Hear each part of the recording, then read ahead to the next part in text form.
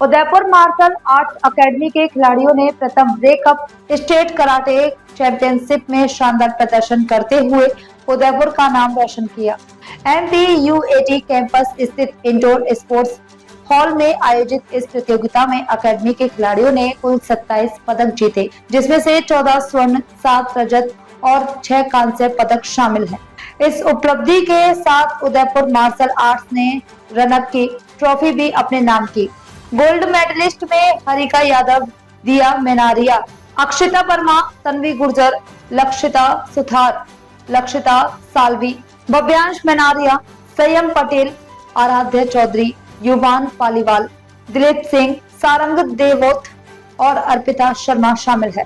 Silver और bronze medallist ने भी अपनी मेहनत और अनुशासन से बेहतरीन प्रदर्शन किया। अकेडमी के संस्थापक सेंसई पंकज चौधरी ने खिलाड़ियों को उनकी सफलता पर बधाई दी और कहा कि यह उपलब्धि उनकी मेहनत, लगन और आत्मविश्वास का परिणाम है।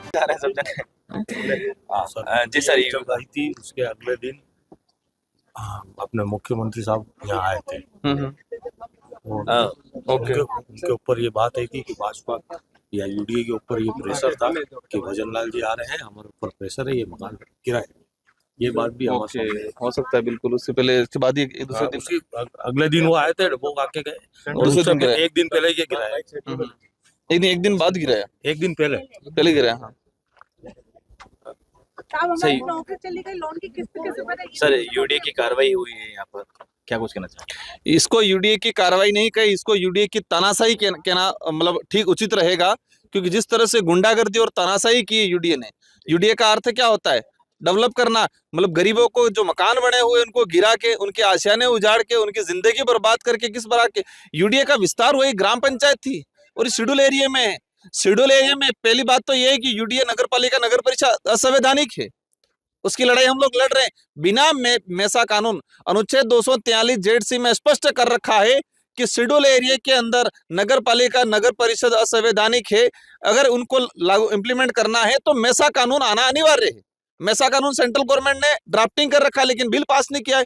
ये जो जिस तरह से कैसे कर रहे हैं, ये कह रहे जनता को कह रहे, इन लोगों को कह रहे कि अतिक्रमण करके बैठे हैं गलत तरीके से। ये नहीं, यूडीए गलत तरीके से बैठा हुआ इस आदिवासी इलाके के अंदर।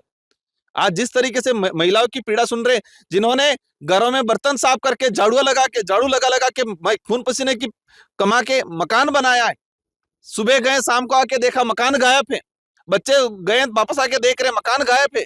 इन लोगों पे क्या गुजरी होगी? कम से कम पहले उनको नोटिस देना था, अगर कुछ गलत भी था तो नोटिस देते, इनकी हेयरिंग होती, कोर्ट तय करता। लेकिन जिस तरीके से तानाशाही गुंडागर्दी यूडीए ने, और ये सारे नेताओं के इशारों पे हुआ है, भूमाफियाओं के इशारों पे हुआ है, और ये कहा जा रहा है कि भाजपा की अंदरूनी लड़ाई का दुष्परिणाम है। सुनने में आया है कि भजनलाल जी आए, और भजनलाल जी आए, मुख्यमंत्री जी, और पता नहीं किस पे प्रेशर किया और दूसरे दिन गिरा दिए। तो सारा का सारा ब्लेम राजस्थान के मुख्यमंत्री जी पे जा रहा है। इन गरीबों के जो मकान उजड़े हैं वो सारा का श्रेय, क्योंकि पहले दिन आए दूसरे दिन गिरा रहे। किसका प्रेशर आया? इतनी बड़ी कार्रवाई होती है राजस्थान के अंदर, 70-72 मकान जो कंप्लीट बने हुए हैं, जिनका आशियाना है, जो परिवार रह रहे हैं, उनको एक साथ गिरा दिया जाता है बिना नोटिस के। सरकार ने टंकी बना रखी है, जल जीवन मिशन के तहत उनके घर में कनेक्शन है, शौचालय बनाए गवर्नमेंट ने, और वही दावा कर रही है विद्युत कनेक्शन दिया है, जल कनेक्शन दिया है, विद्युत कनेक्शन दिया है, और कह रहे हैं कि अतिक्रमण है। अगर अवैध थे तो आपने जल कनेक्शन कैसे दिया? आपने लाइट बिल कैसे दिया? जनता लाइट बिल तो भर रही है, तब तो अच्छा लग रहा है कि जनता पैसा दे रही है। तो जिस तरह से गुंडागर्दी की है, ये अमानवीय कृत कहीं न कहीं निंदनीय है, और इसके भारत आदिवासी पार्टी हमारी तरफ से हम स्पष्ट करना चाहते हैं, राजनीति करने के लिए हमारे पास बहुत एरिया है। राजकुमार जी, 500 रुपए के स्टाम्प पर एग्रीमेंट करके यहाँ पर जो है इनको जो प्लॉट दिए गए हैं, लेकिन यहाँ की जनता एग्रीमेंट दबाकर बैठ गई। वो एग्रीमेंट सामने नहीं लेके आ रही है कि किनको इन्होंने एग्रीमेंट किससे करा था। ये जनता को भी सामने लाना चाहिए, आखिर उन्होंने एग्रीमेंट किसके साथ में किया था, किनसे चीजें खरीदी थी, ये क्यों नहीं सामने? ये चीज भी सामने आ रही है कि कुछ नेता हैं जिन्होंने यहाँ के जो 10-15 परिवार, आदिवासी परिवार पहले से रह रहे थे, जिनके कब्जेशुदा थी, उनसे एग्रीमेंट में खरीदी, और वही एग्रीमेंट के आधार पे कई परिवारों को पट्टा दिया, मतलब उनके अनलीगल तरीके से बसाने का प्रयास किया है। तो जो आदिवासी परिवार है, जो भी ओबीसी हो, माइनॉरिटी हो, सामान्य जो भी समाज हो, जो भी, क्योंकि इस इलाके में कौन रह रहा है? जो गरीब व्यक्ति है, वो हर समाज का है, जो गरीब समाज है, जो मजदूरी करके खा रहा है। तो ऐसे जो कौन लोग हैं जिन्होंने ये झूठा एग्रीमेंट किया है, इनके भी नाम सामने आने चाहिए, उन पे 420 का मुकदमा दर्ज होना चाहिए, क्योंकि उन्होंने 420 की है। ये चीज भी सामने आनी चाहिए। जनता को डराया जा रहा है, सुनने में आ रहा है कि आप ये चीज सामने लाओगे तो तुम्हारा पट्टा कभी नहीं मिलेगा।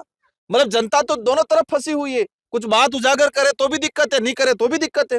तो इन नेताओं की जिम्मेदारी है, जिन नेताओं ने जो भ्रष्टाचार किया है, ये बहुत बड़ा पैमाने पे भ्रष्टाचार है। अभी कुछ मकान और बने हैं, उनको भी तोड़ने के लिए कहा है। बहुत बहुत सारे मकान है, ये जितने जो मकान है, अधिकतर मकान बिना पट्टे के हैं, और ये लोग 50-60 साल से रह रहे हैं यहाँ पर। कब्जा है इनका। यूडीए कब आया?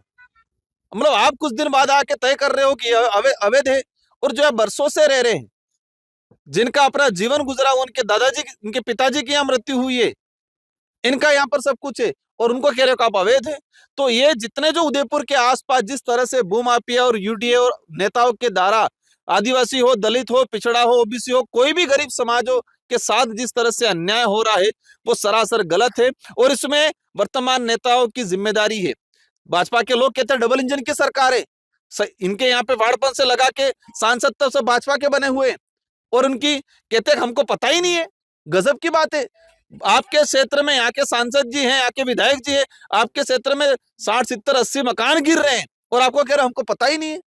मतलब ये मूर्ख बनाने का तरीका है। हमारा तो यही चीज है कि आपने जो कार्रवाई की है वो गलत की है, उसको आप स्वीकारें, और जनता की मांग है कि जिसका जो कब्जा था उसको पट्टा मिले, जिसका मकान बना हुआ था, जो लोन लेके बनाया है, ब्याज पे लेके बनाया है, जेवरात गिरवी रख के बनाए हैं, इन मकानों को, इन लोगों को जो गिराया मकान, उसका जो राशि बनती है वो राशि उनको मिले, परिवार को।